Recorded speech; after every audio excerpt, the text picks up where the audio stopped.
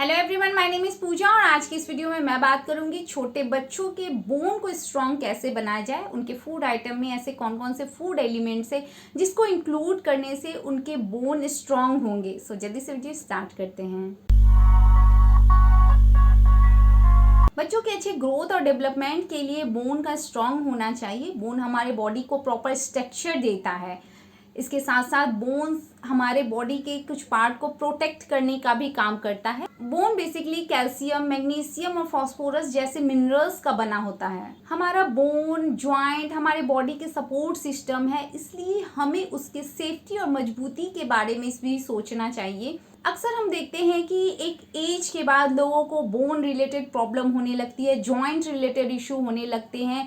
कई केसेस में आप एडल्ट को भी देखेंगे जॉइंट रिलेटेड प्रॉब्लम हो जाती है। इसलिए हमें हमारे बच्चों के बोन के बारे में छोटी उम्र से ही सोचना चाहिए। उसके फूड आइटम में ऐसे कौन कौन से एलिमेंट्स हैं, ऐसे कौन कौन से फूड आइटम हैं जिसको अगर इंक्लूड किया जाए तो एक एज के बाद भी उनको बोन रिलेटेड प्रॉब्लम होने के चांसेस कम हो सकते हैं। Number 1, calcium rich food. जैसे ही बोन की बात आती है, हम सभी जानते हैं कि अगर कैल्शियम का अमाउंट हमारे बॉडी में अच्छा रहे तो बोन रिलेटेड प्रॉब्लम नहीं होगी। इसलिए हम लोग कैल्शियम रिच फूड देना स्टार्ट कर देते हैं बच्चों को। लेकिन प्रॉपर बोन के अच्छे डेवलपमेंट के लिए सिर्फ कैल्शियम ही काफ़ी नहीं है, उसके साथ साथ मैग्नीशियम का प्रॉपर बैलेंस भी होना ज़रूरी है। इसलिए छोटे बच्चे को सिर्फ दूध ही नहीं देना है, दूध के अलावा वैसे फूड आइटम भी देने चाहिए जिसमें मैग्नीशियम, कैल्शियम का अमाउंट अच्छा हो।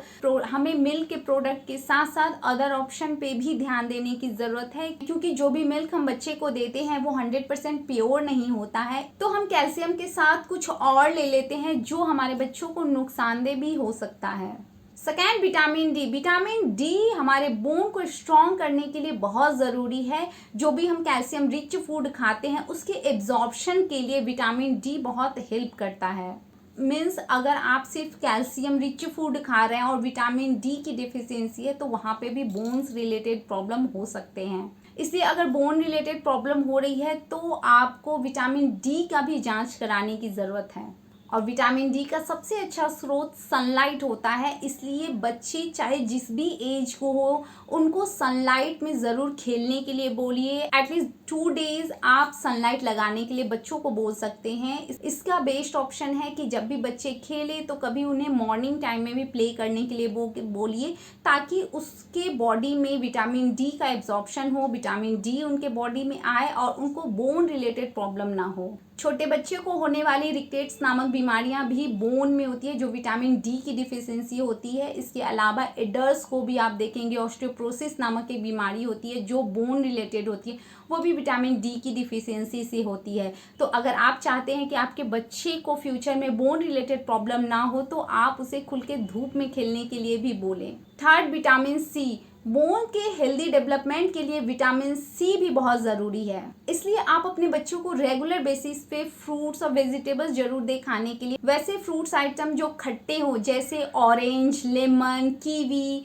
ये सब फ्रूट्स आइटम आप अपने बच्चों के फूड में ज़रूर इंक्लूड करें। साथ ही विटामिन सी में मैग्नीशियम भी होता है जो बोन के लिए बहुत अच्छा होता है। फोर्थ, एग्स या नॉनवेज। अगर आपका बच्चा नॉनवेज खा रहा है, एग्स खाना पसंद है उसे, तो उसे वीक में 1 दिन ज़रूर एग्स और नॉनवेज दे सकते हैं खाने के लिए।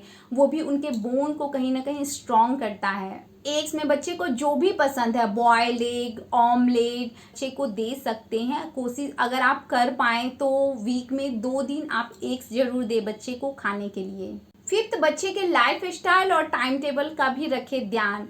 अभी के टाइम में हम देखते हैं कि बच्चे फ़ोन में इतना बिजी हो गए हैं कि पूरा दिन उनका घर में ही बीत जाता है। घर के किसी कोने में वो बैठ के फ़ोन या टीवी देखते रहते हैं।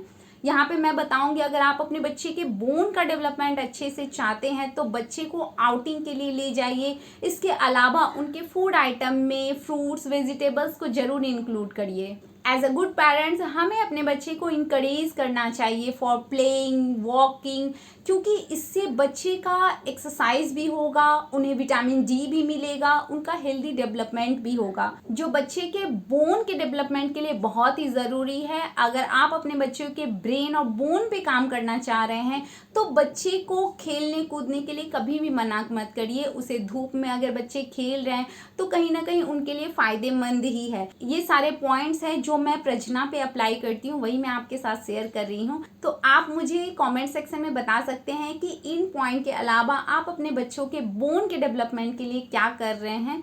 सो मिलती हूँ फिर नेक्स्ट वीडियो में, तब तक के लिए बाय बाय।